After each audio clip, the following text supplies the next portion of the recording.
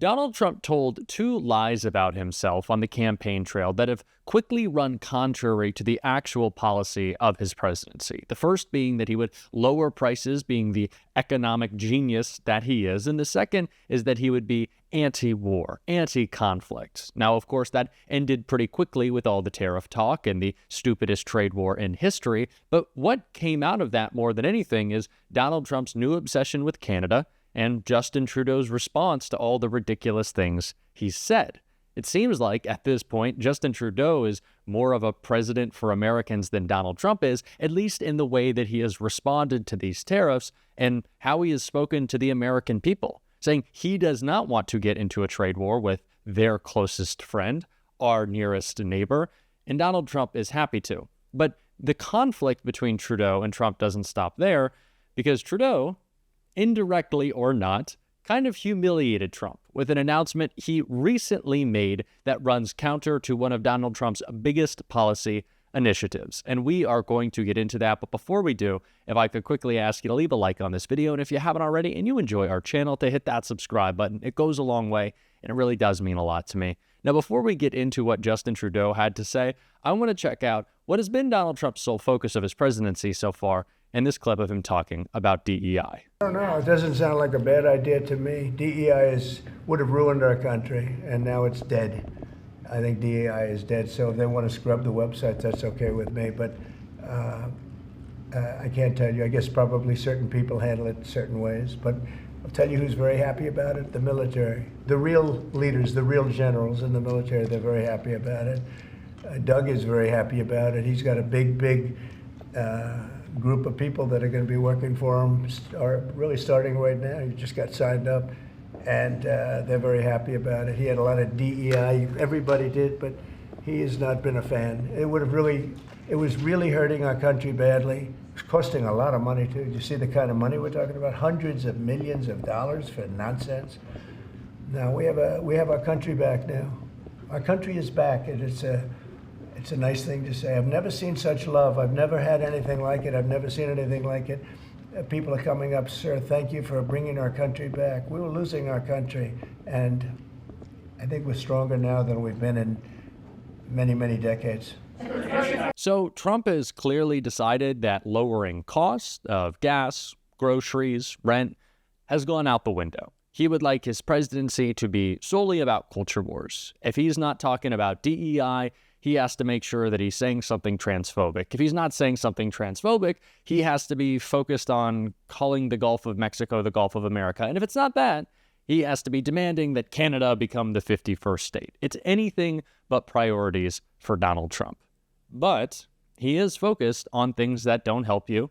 Like I said, he's driving them home as much as possible. And we saw that with an announcement that Donald Trump made about Black History Month and how it will be handled by federal agencies right here. Federal agencies bar Black History Month and other special observances. A number of federal agencies have barred celebrations related to MLK Jr. Day, Women's History Month, and other such observances to comply with Trump's executive orders. Federal agencies on Friday rushed to comply with Donald Trump's executive orders aimed at curtailing diversity, equity, and inclusion programs.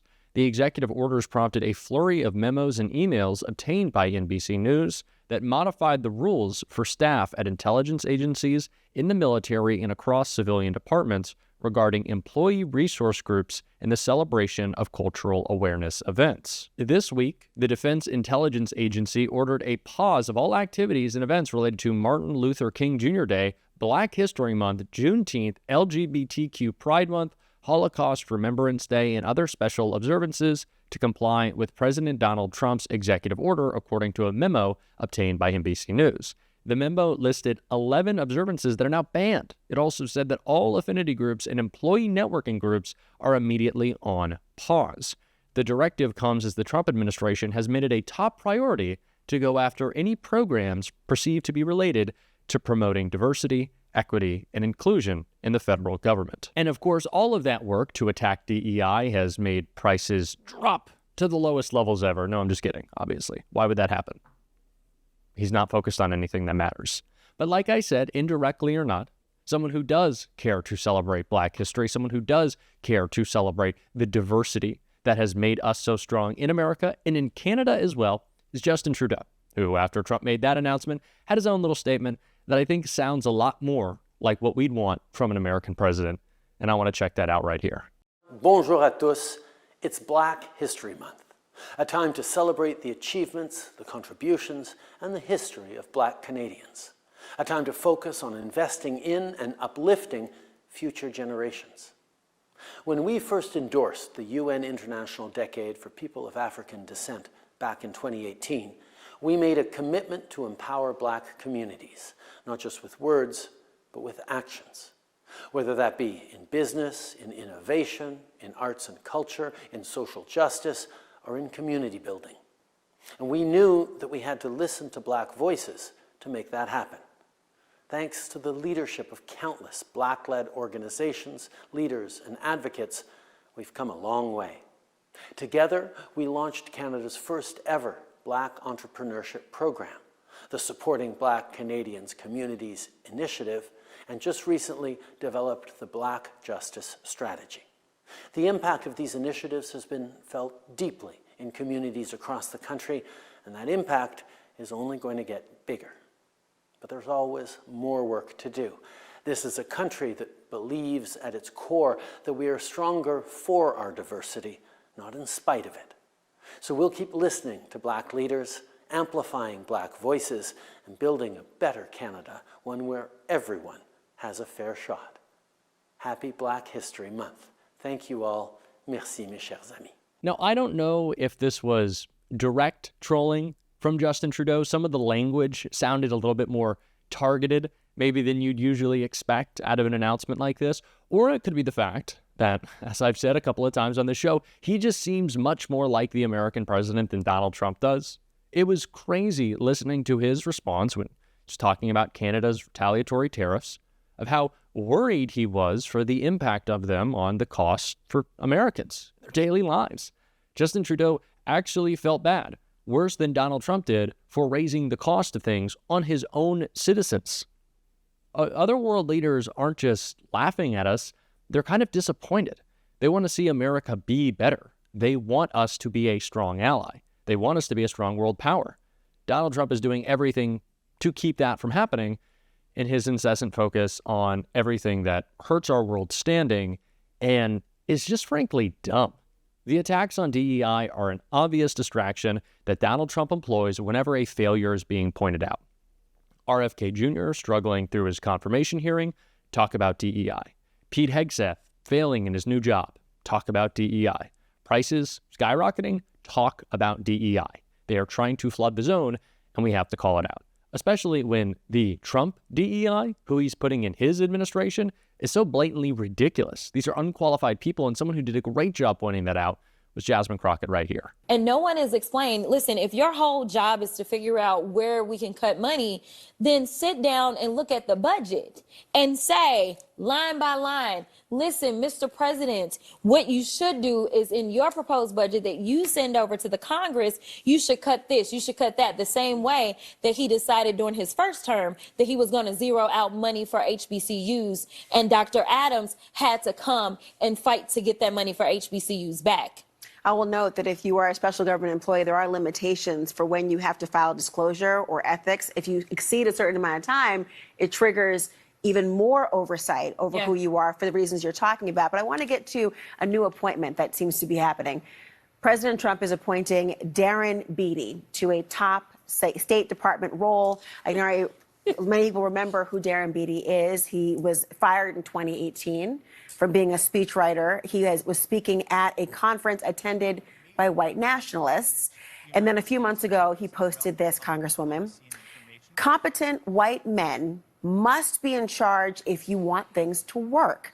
Unfortunately, our entire national ideology is predicated on coddling the feelings of women and minorities and demoralizing competent white men. Your reaction to his appointment? He needs to go. I mean, this is very simple. We right now have a white supremacist that is sitting in the White House. He is backed up by other white supremacists. And if you really want to know who the criminals are in this country, you can Google it. You don't have to trust me. But the people that commit 80% of the most violent crimes in this country are white supremacists. Yet for whatever reason, they sit and they serve at the pleasure of the president. They are the ones that were there on January 6th, tearing our democracy down physically. And now we have them tearing us down right here from within.